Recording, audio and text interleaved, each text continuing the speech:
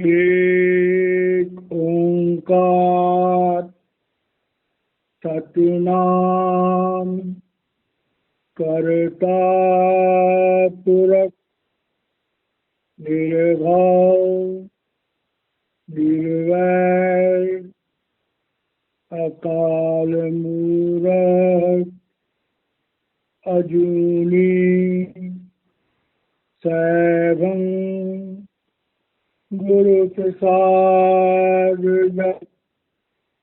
आज सच जुगाद सच है भी सच नानक होशी भी सच। पहली पातशाही श्री गुरु नानक देव जी महाराज जी की पवित्र रचना जपजी साहिब का ये मूल मंत्र है। इस मंत्र के द्वारा सच्चे पातशाह उस परमात्मा का गुणगान कर रहे हैं। हे प्रभु, आप स्वयं शब्द और प्रकाश के रूप में प्रकट हुए। आपने समस्त ब्रह्मांडों का निर्माण किया, 83 लाख योनियों का निर्माण किया, और जब से सृष्टि बनी है आप मनुष्यों के उद्धार के लिए मनुष्य का चोला धारण करके सद्गुरु के रूप में आते रहे हो।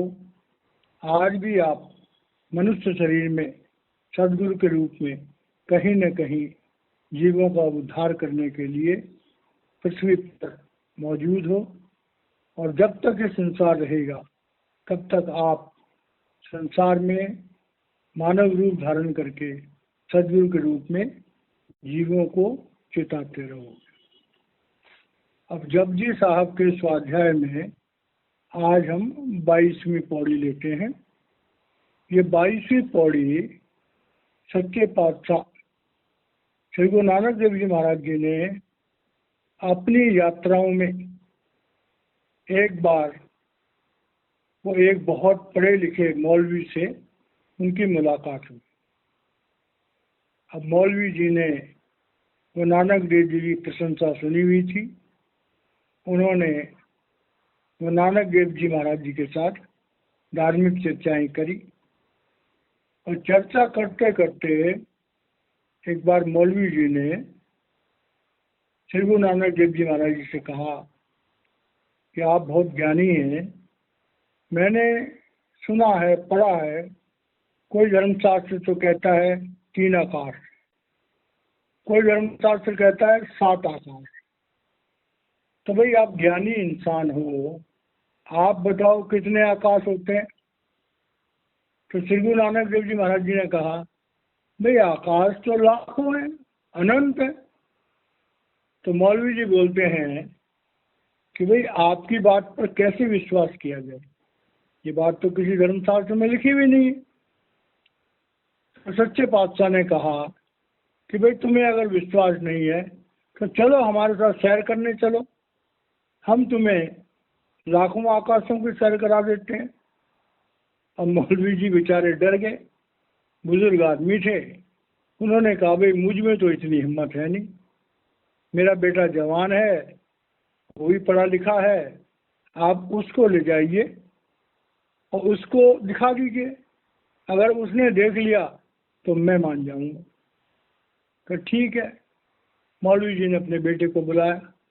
नानक देव जी महाराज जी ने उसके पर एक दृष्टि डाली और उसकी आत्मा को लेकर के ऊपर के मंडलों में चले गए। अब उड़ान भर रहे हैं, दिव्य मंडलों की सैर कर रहे हैं, देख रहे हैं आकाश सैकड़ों, हजारों, लाखों। तो उस लड़के को लाखों तो आकाश दिखा दिए और लाखों पाताल दिखा दिए। अब उस सारी चीज़ों को सैर करके, और ये भी कहा जाता है कि अंदर में सत्संग हो रहा था, तो वहाँ गुरु नानक देव जी महाराज जी का नूरी स्वरूप ही सत्संग कर रहा था, और सत्संग में प्रसाद बट रहा था दोनों में। तो दोनों का प्रसाद जो है वो मौलवी जी के लड़के ने भी लिया। तो जैसे महाराज जी उस बच्चे की सूरत को नीचे लाए तो उसके अंदर के मंडलों में जो प्रसाद बटा था उसके हाथ में वो प्रसाद का दोना भी आ गया। जब उसकी रूह को नीचे उतारा तो उसने पिता से कहा कि भाई बात सच्ची है, इन्होंने मुझे लाखों तो आकाश दिखा दिए, लाखों पाताल दिखा दिए, और इनका ही नूरी स्वरूप अंदर में उन दिव्य मंडलों में मैंने सत्संग करते हुए भी देखा। तो इस तरह से जब मौलवी जी ने अपने लड़के के मुंह से बात सुनी तब उसको विश्वास आया। तो ये जो घटना है ये पौड़ी उस पर्टिकुलर घटना के आधार पर उच्चारण की गई है। 22वीं पौड़ी है ये। पाताला पाताल लख आगासा आगास ओड़क ओड़क बाल ठके वेद कहन एक बात सहस 18 कहन कटेबा असलू एक धात लेखा होय तो लिखिए लेखे होय विनाश नानक वड्डा आखिए आपे जाने आप। तब जो है वो मौलवी जी को श्री गुरु नानक देव जी महाराज जी ने इस विषय पर विस्तार से समझाया। वो कहते हैं कि भाई उस परमात्मा ने जो सृष्टि बनाई है वो सृष्टि इतनी विशाल है, पाताला पाताल लख आगास आगास। श्री गुरु नानक देव जी महाराज उस मौलवी को समझा रहे हैं कि भाई देखो, इंसान जब प्रभु ने बनाया माया के साथ जुड़कर जीव बना, अकाल पुरुष का अंश आत्मा और काल पुरुष का अंश मन, ये दोनों जुड़ गए आपस में, कर्मों का विधान बन गया। और उसके बाद मनुष्य शरीर में जो शक्ति थी ओजस की, आत्मज्ञान की, तो शक्ति खत्म हो गई। अब आज का मानव पढ़ी पढ़ाई बातों पर, सुनी सुनाई बातों पर ज्यादा विश्वास करता है। आज भी देख लो, किसी धर्म स्थान में कुछ लिखा हुआ है तो वो लकीर से हुई गई, लोग उस बात पर अड़ जाएंगे। हो सकता है कि जो बात धर्मशास्त्र में लिखी है वो किसी खास अवस्था में, किसी खास वातावरण में, किसी खास हालात में कही गई। तो ये बात कहना कि लाखों आकाश हैं और लाखों पाताल, ये बात वही कह सकता है कि जो इस बात को जानता हूं। जिसने आध्यात्मिक जगत में प्रवेश नहीं किया हो वो इंसान रूहानी बातों को न समझ सकता है न समझा सकता है। तो जरूर नानक देव जी महाराज कह रहे हैं कि ओढ़क ओढ़क बाल थके वेद कहने की बात। कहते हैं जब से सृष्टि बनी, हजारों लाखों करोड़ों ज्ञानी लोग इस दुनिया में पैदा हुए, हजारों महापुरुष पैदा हुए। जिन महापुरुषों ने उस परम पिता परमेश्वर के उस अकाल पुरुष के रूप को जानने का प्रयास किया, उनका नजरिया कुछ और है। जिन लोगों ने काल पुरुष, 3 गुण,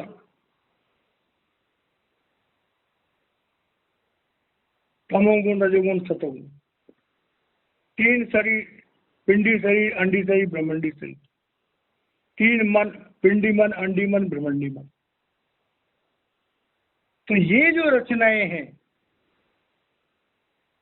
बाहरी ज्ञान से मन बुद्धि के दायरे पर हम अपने आंतरिक जगत के बारे में नहीं जान सकते। और मजे की बात है कि जो ब्रह्मंडे सोई पिंडे, जिनको जाति ने पाया, और पीपा प्रणवे परम तत्व सदगुरु दिए लिखा है। पीपा जी एक बहुत बड़े संत हुए, तो क्या कहते हैं, सारे ब्रह्मांड हमारे शरीर के अंदर है और वो प्रणव की ध्वनि के रूप में। पीपा प्रणवे परम तत्व कि जीवन में अध्यात्म को, प्रभु को समझने के लिए जो प्रणव की ध्वनि है वही एकमात्र साधन। सदगुरु दिया लिखा है, बिना सदगुरु के, बिना समर्थ महापुरुष के हम न आत्मा को जान सकते हैं, न आंतरिक मंडलों को जान सकते हैं, न परमात्मा को जान सकते हैं। तो कह रहे हैं सृष्टि जो है उसका अंत नहीं है, ओढ़क ओढ़क बाल थके, जब से संसार बना ऋषि मुनि साधु महात्मा बहुत सारे लोगों ने दिव्य मंडलों की सैर करी। जिसने जहां तक सैर करी अपने कलामों में, अपने प्रवचनों में, अपने साहित्य में उन्होंने वहां तक का जिक्र किया। ये बात बड़ी गहराई से समझने वाली है। वेद कतेब कहो मत झूठे, झूठा सो जो न विचारे। जब हम अपने धर्मशास्त्रों को पढ़ते हैं या किसी और के धर्मशास्त्र को पढ़ते हैं तो कोई जरूरी नहीं कि हर धर्मशास्त्र जो है वो परमात्मा तक पहुंचने का फाइनल रास्ता हो। ऐसा भी हो सकता है कि किसी खास पड़ाव के लिए वो धर्मशास्त्र बनाओ। जिस महापुरुष ने वो लिखा उनकी पहुंच किसी खास मंडल तक हो। तो श्री गुरु नानक देव जी महाराज कह रहे हैं कि लाखों हजारों लोगों ने उस परमात्मा की सृष्टि को जानने का प्रयास किया। ऋषि मुनि अपने तपोबल से पिंड से अंड, अंड से ब्रह्म लोक तक जाते थे। लोग थक गए, लेकिन उस परमात्मा के उस विस्तार को, उस अस्तित्व को लोग जान नहीं पाए। वेद कहने की बात, और तब वेदों में क्या है,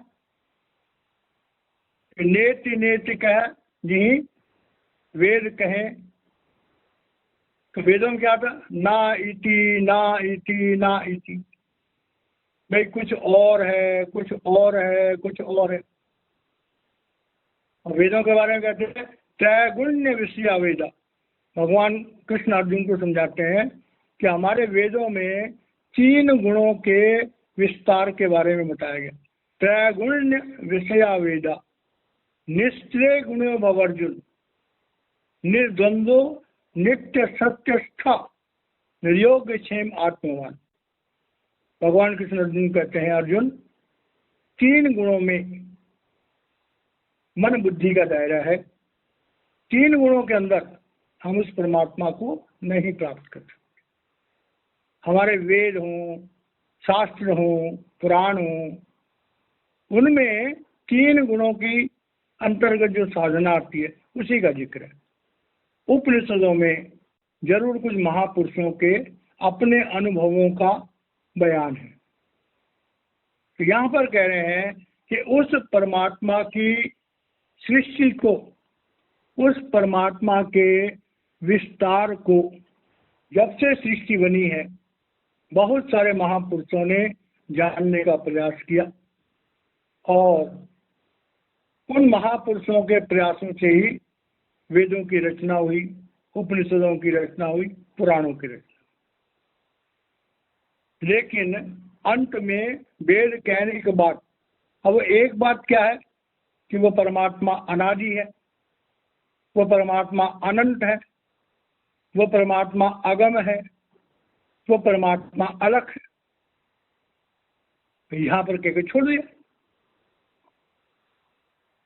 तो हम जब अपरा विद्या के ग्रंथों को पढ़ते हैं उसमें परमात्मा का जिक्र आता है। जहां तक तो जिक्र आता है कि वो परमात्मा स्वयं प्रकट हुआ, ये भी आता है वो परमात्मा शब्द रूप है और प्रकाश रूप। ये भी जिक्र आता है कि शब्द और प्रकाश की ताकत से समस्त ब्रह्मांड बने। लेकिन इससे आगे की बात जो है वो सब अनुभव में चली जाती है। और जिन्होंने और गहराई से जाना तो सहस्र 18 कहन कते असलिकता। अब कहते हैं कि कुछ धर्म है, जैसे उसमें इस्लाम है, ईसाई धर्म है, यहूदी धर्म है।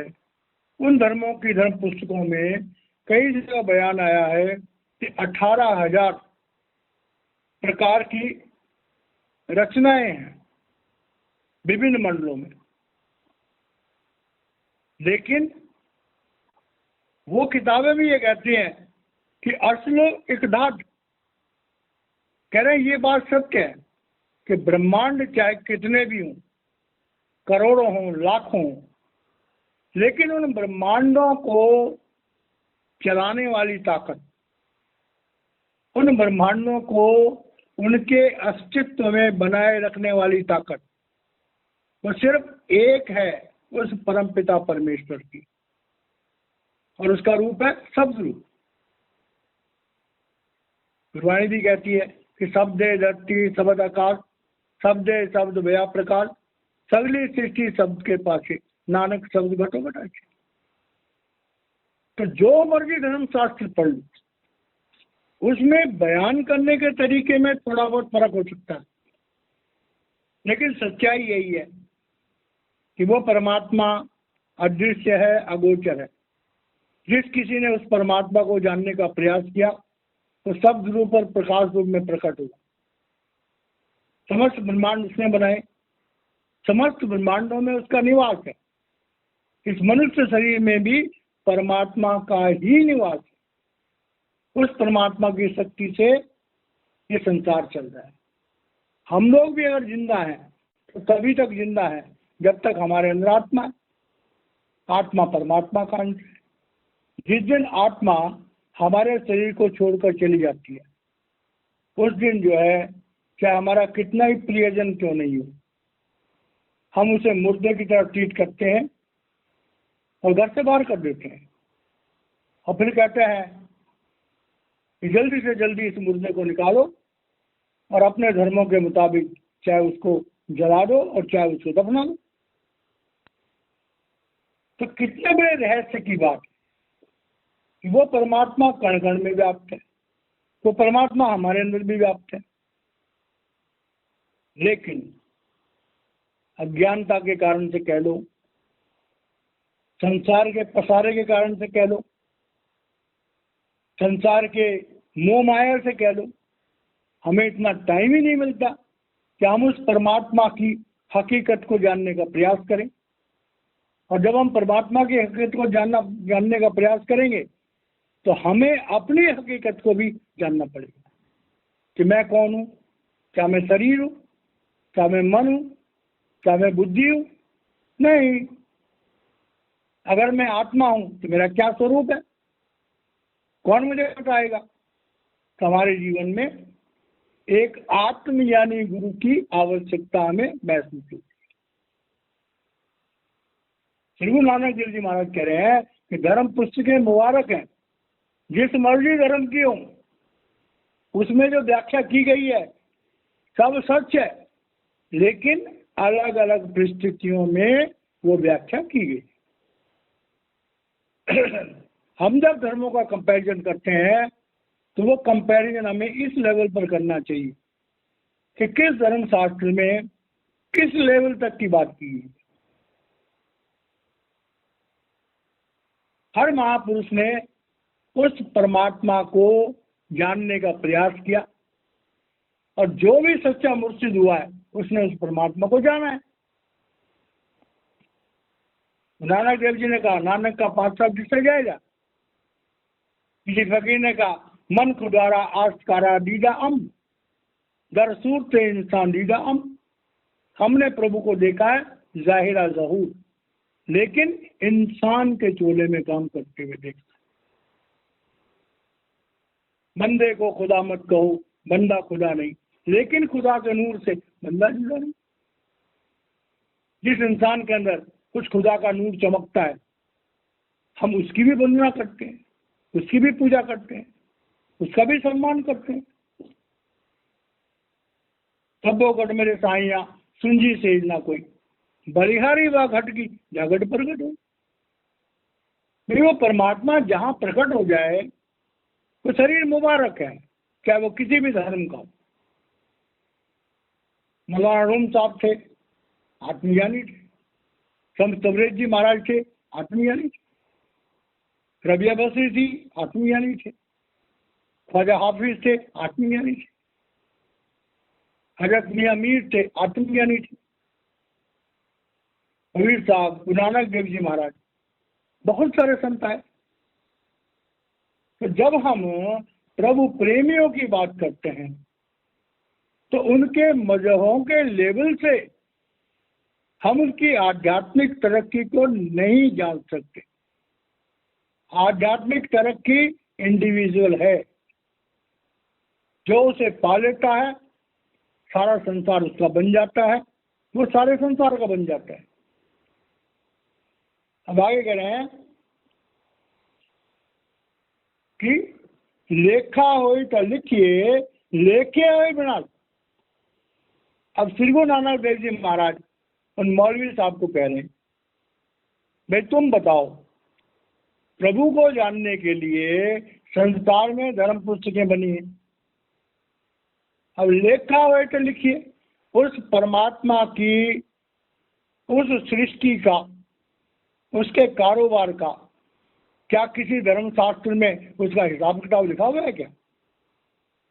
कोई धर्मशास्त्र उस परमात्मा का, उस अदृश्य अगोचर अनंत, उस सर्वव्यापी परमात्मा का, उस सर्वशक्तिमान परमात्मा का, उसके पूरे विस्तार का पूरा हिसाब किताब क्या कहीं लिखा हुआ है?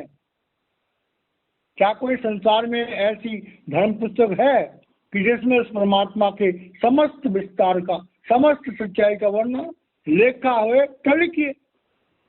कहीं उसका रिकॉर्ड हो, कहीं उसके बारे में कोई पीछे से हमारे पास कोई हो तो हम उसको जाने, लेके हो ही बिना। और लोग जो हैं पूरा पूरा जीवन मन बुद्धि के दायरे पर उस परमात्मा को जानने का प्रयास करते करते थक गए। संत कृपाल सिंह जी महाराज कहा करते थे कि भाई ऋषि मुनियों ने तपस्या कर करके मिट्टी के ढेर हो गए। अपने शरीर को उन्होंने एकदम से जो है वो निष्क्रिय कर दिया। उन्हें दिव्य शक्तियां मिली, लेकिन उस परम पिता परमेश्वर का जो असली विस्तार है वो नहीं प्राप्त कर सके। एक बात।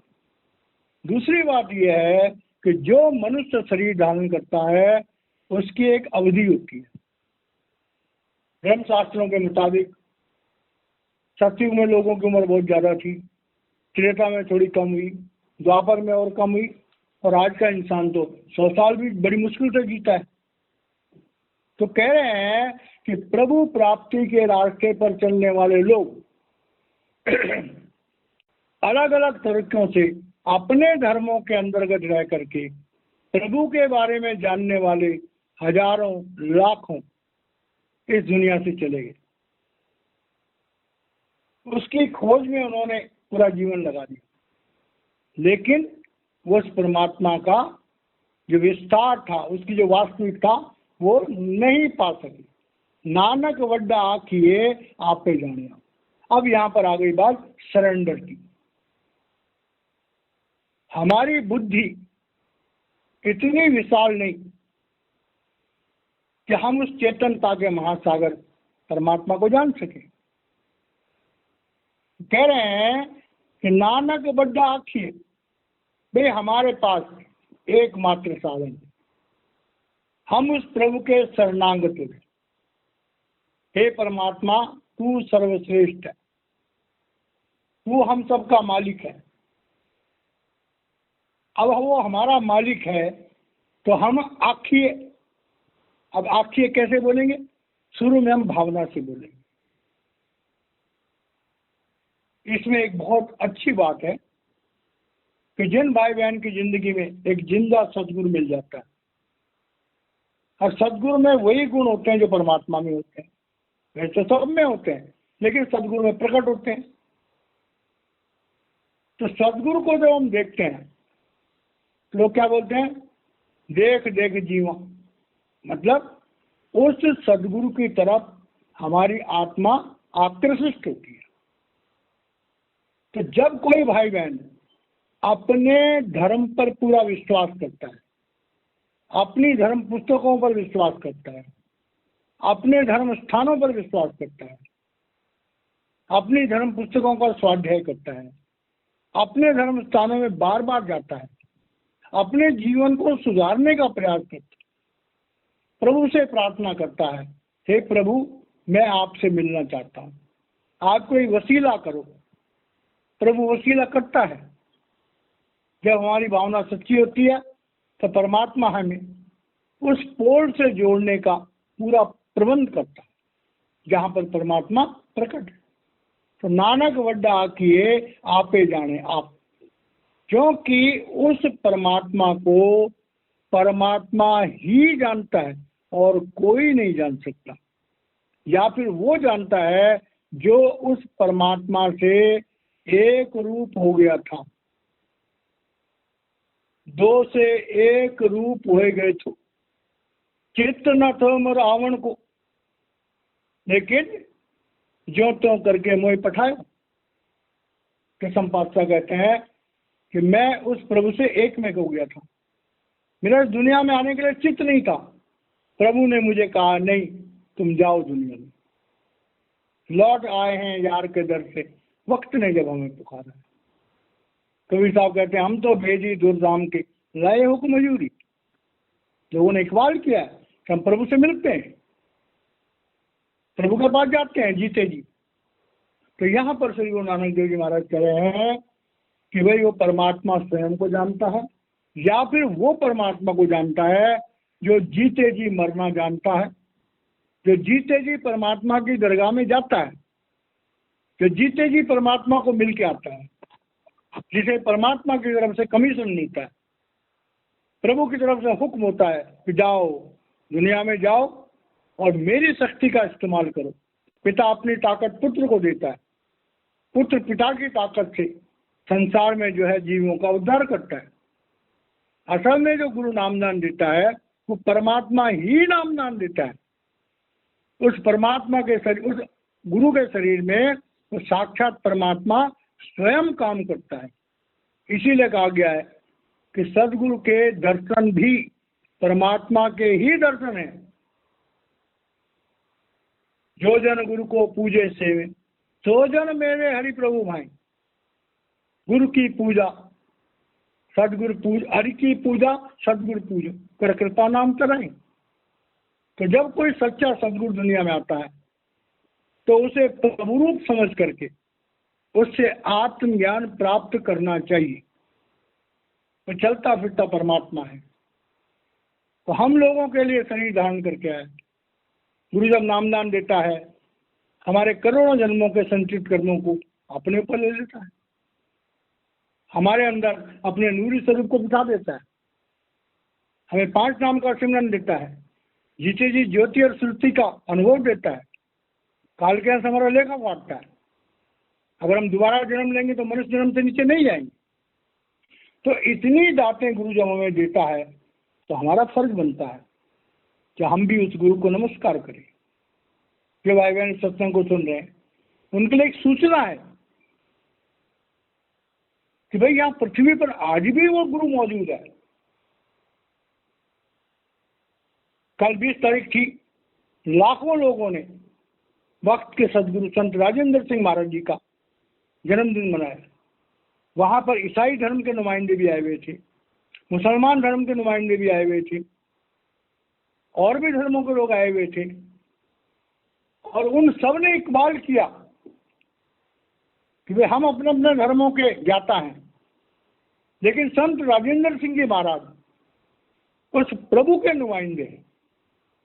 प्रभु तक पहुंचने वाला जो रास्ता है, जितनी आसानी से संत राजेंद्र सिंह जी दुनिया को बताते हैं, इतनी आसानी से जो और मत हैं उनमें इतना रास्ते तो हैं लेकिन उसको जानते नहीं।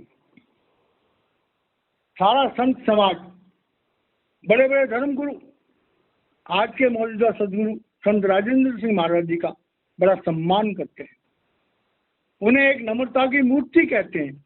दया की मूर्ति कहते हैं, पवित्रता की मूर्ति कहते हैं, प्रभु का रूप कहते हैं। तो भाई देखो, करोड़ों लोग जिसको मानते हो, बड़े बड़े साधु महात्मा जिसको मानते हो, भाई कोई बात तो होगी इसमें। तो अगर उसमें कोई बात है तो जो भाई बहन परमात्मा से मिलना चाहते हैं, जिन भाई बहनों को आत्मज्ञान की इच्छा है, जो भाई बहन अपने धर्म शास्त्रों के वास्तविक मतलब को जानना चाहते हैं, मेरी उनसे प्रार्थना है कि एक बार वक्त के सदगुरु संत राजेंद्र सिंह महाराज जी के दर्शन कर लो। एक बार दर्शन कर लोगे तो मन के हजारों शंकाएं, हजारों संशय दूर हो जाएंगे। लेकिन पाएगा वही दर्शन जिसके भाग में होगा, भाव भी उसी का बनेगा जिसके भाग में होगा।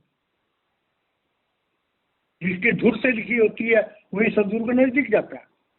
तो ये बात मैं बड़े कॉन्फिडेंस के साथ कहता हूँ कि स्पिरिचुअल टॉक चैनल पर जो भाई बहन सत्संग सुनते हैं, इस चैनल पर वक्त के महापुरुष संत राजेंद्र सिंह महाराज जी की असीम कृपा है, दयाल पुरुष संत दर्शन सिंह महाराज जी की असीम कृपा है, परम संत कृपाल सिंह जी महाराज जी की असीम कृपा है, हुजूर बाबा सावन सिंह महाराज जी की असीम कृपा है, पहली पातशाही श्री गुरु नानक देव जी महाराज जी की असीम कृपा।